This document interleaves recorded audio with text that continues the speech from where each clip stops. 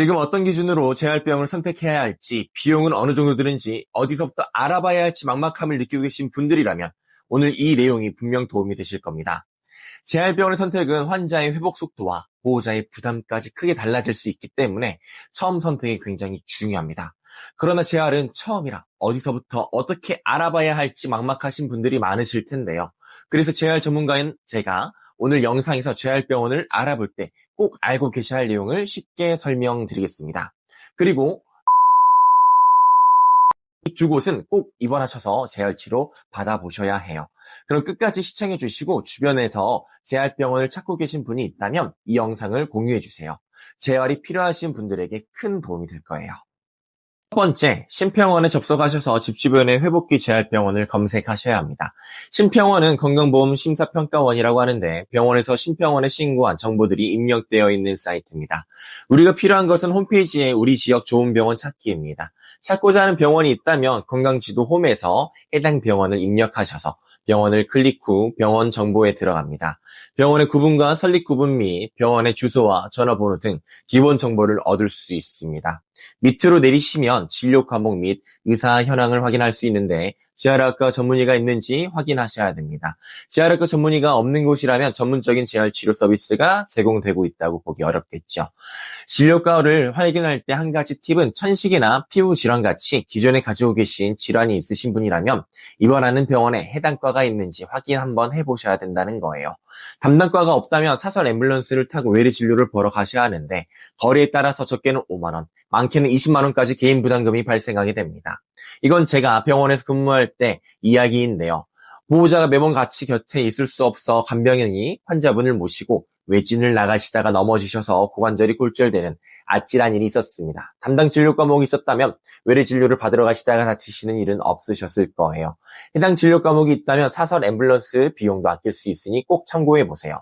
알아놓은 병원이 없다면 병원 약국 종류별 찾기를 클릭하셔서 종합병원, 요양병원, 병원 중 한 곳을 체크하시고 밑으로 스크롤 하셔서 재활학과도 체크해 주세요. 그리고 검색을 누르시면 집 주변의 재활병원을 찾아보실 수 있습니다. 두 번째 확인하셔야 할 것은 재활치료사의 수입니다. 입원 환자가 150명이 입원해 있는데 치료사는 5명밖에 없다면 산술적으로 치료사 1명당 하루에 30명을 치료해야 됩니다. 제가 병원에서 근무했을 때 하루에 평균 12명 정도 치료했는데 12명만으로도 피로도가 상당합니다. 치료사가 적다면 치료사 1명이 담당해야 하는 환자의 수는 많아질 수밖에 없고 아무리 치료사 개인 능력이 좋다고 한들 질 높은 의료 서비스를 받아보긴 어렵겠죠. 물론 치료사가 많다고 해서 수준 높은 재활치료를 받으실 수 있는 것도 아닙니다. 하지만 치료사 수가 적어 재활치료 자체를 받지 못하는 불상사는 일어나지 않을 거예요. 그렇기 때문에 재활치료사 수를 꼭 확인하셔야 합니다. 심평원 홈페이지는 더보기란에 추가해 놓도록 하겠습니다. 세 번째는 심평원에서 병원의 검색이 끝났다면 그 병원에서 재활을 경험하신 사람들의 후기를 직접 확인하셔야 한다는 겁니다. 본인의 질환을 네이버 카페에 검색하시게 되시면 여러 가지 카페가 확인되는데 멤버 수가 많은 카페에 들어가면 병원에 대한 다양한 정보를 얻을 수 있습니다. 심평원에서는 병원의 정보만, 병원 홈페이지에서는 좋은 이야기만 있기 때문에 카페에 들어가셔서 직접 해당 병원에 겪어보신 분들의 후기를 꼭 확인해 보시기 바랍니다. 뇌병변은 뇌질환 환우 모임이 멤버가 가장 많고 척수 손상은 척수질환 환우 이야기가 멤버가 가장 많습니다. 이외에도 많은 카페가 있으니 조금 더 찾아보시는 것도 추천드려요. 재활병원을 선택하셨다면 다음으로 무조건 해야 할 일이 있습니다. 바로 대한민국 현 시점 재활의 중심인 국립재활원과 국립교통병원 예약인데요. 이 두 곳은 발병 1년 이내에 꼭 입원하셔서 재활을 받아보셔야 합니다. 회복기 재활병원을 먼저 입원하는 이유는 국립재활원은 평균 3개월, 국립교통병원은 약 2개월 대기가 필요하기 때문입니다. 그 사이에 재활치료를 받지 않고 댁에서 쉬고 계신다면 회복의 골든타임을 놓치기 때문에 회복기 재활병원 선택과 동시에 국립교통병원에 대기를 걸어주세요. 회복기 재활병원에서 재활을 받으시다가 연락 오면 가셔서 재활운동을 받아보시기 바랍니다. 그럼에도 고객분들이 많이 아쉬워하시는 게 기능이 조금 더 회복되었으면 하는 바람이 크다는 거예요. 우리는 뇌신경 가소성이라고 하여 발병 후 6개월 이내 회복이 가장 많이 일어나게 되는데요.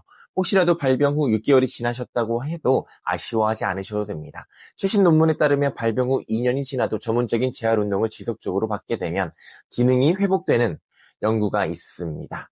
혹시라도 병원을 찾지 못하셨거나 입원 대기 중으로 재활을 멈추고 댁에서 아까운 시간을 보내고 계신다면 방문 재활이라는 서비스를 이용해 보세요. 재활 전문가인 제가 직접 댁으로 찾아가 1:1 맞춤형 재활 운동을 제공해 드립니다. 방문 재활이 필요하신 분들은 더보기란에 스프레드시트 걸어 놓았습니다.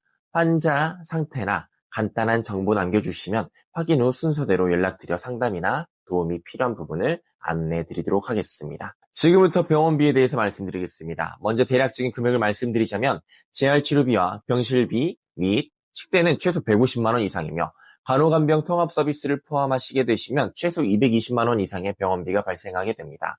말씀드린 내용은 4인실 기준으로 보험 처리가 되는 급여 치료만 받으셨을 때 이야기며 검사비나 비급여 치료, 간병비, 4인실 이상의 병실의 비용은 포함되어 있지 않습니다. 더 정확한 병원비는 책정이 조금 어렵습니다. 현재 환자 상태에 따라서 받게 되는 치료 및 의료 서비스가 달라지기 때문인데요. 뇌손상이라고 해도 언어나 시계에 문제가 없으면 언어 치료나 연화 치료를 받지 않게 됩니다. 그래서 다른 사람의 치료 비용을 확인하는 건 참고만 하시고 병원에 입원하시게 되시면 정확한 비용을 아시게 될 거예요. 계산해보면 6개월만 치료받아도 최소 900만 원이 넘어가게 되어 큰 부담을 느끼실 텐데요. 우리나라에는 본인 부담 상한 제도가 있어서 1년에 내가 쓴 병원비가 580만 원이 넘어가게 되면 그 추가된 비용은 다시 돌려받을 수 있습니다. 주의점은 비급여 항목은 포함되지 않으니 치료받으실 때 비급여 항목은 꼭 확인하셔야 합니다. 가격적으로 부담이 되는 비급여 치료는 입원할 때 의사에게 기본 치료만 우선 받아보고 추후에 경과를 지켜본 뒤 진행 여부를 결정하겠다라고 말씀하시면 병원에서 권유하지 않습니다. 권유에도 거절하실 수 있으며 그로 인해 불이익이 가는 경우는 발생하지 않기 때문에 걱정하지 않으셔도 됩니다. 심평원에서 진료비 정보를 클릭하시면 병원비와 비급여 금액은 미리 확인하실 수 있으니 참고해주세요. 또 하나 재활에서 굉장히 중요하게 생각해야 할 부분이 있습니다. 바로 보호자의 멘탈 관리입니다. 재활은 대부분 짧게 끝나는 과정이 아닙니다. 몇 주, 몇 달, 어떤 경우에는 1년 이상 이어지는 경우도 있습니다. 그래서 보호자분들도 시간이 지나면서 몸도 지치고 마음도 많이 지치게 됩니다. 특히 이런 말씀을 많이 하십니다. 언제 끝날지 모르겠다. 점점 지쳐간다. 이건 정말 당연한 감정입니다. 그런데 많은 보호자분들이 내가 보호자인데 힘들다고 하면 안 되지 하면서 참으십니다. 하지만 그렇게 계속 참다 보면 어느 순간 몸도 마음도 완전히 지쳐버리는 순간이 옵니다. 그래서 저는 보호자분들께 이런 말씀을 꼭 드립니다. 가능하다면 개인 간병인을 쓰거나 가족에게 일주일 정도 부탁하시고 잠깐이라도 쉬고 오라고 말씀드립니다. 친정에 내려가셔도 좋고 가까운 곳으로 짧은 여행 다녀오셔도 좋습니다. 잠깐만이라도 환자 곁을 떠나서 육체적으로, 정서적으로 숨을 돌리는 시간이 필요합니다. 보호자가 먼저 무너지면 환자 재활도 오래 이어가기 어렵습니다. 그래서 보호자분들도 스스로를 돌보는 시간을 꼭 가져야 합니다. 그래야 환자도 보호자도 이 긴 재활의 과정을 조금 더 건강하게 지나갈 수 있습니다. 오늘 내용이 도움이 되셨다면 구독, 좋아요, 알림 설정 부탁드리고요. 주변에 재활병원에 입원 예정이신 분들에게 공유해 주시면 큰 도움이 되실 거예요. 그럼 다음에도 건강에 도움되는 정보로 찾아뵙겠습니다. 오늘 하루도 좋은 일로 가득하세요.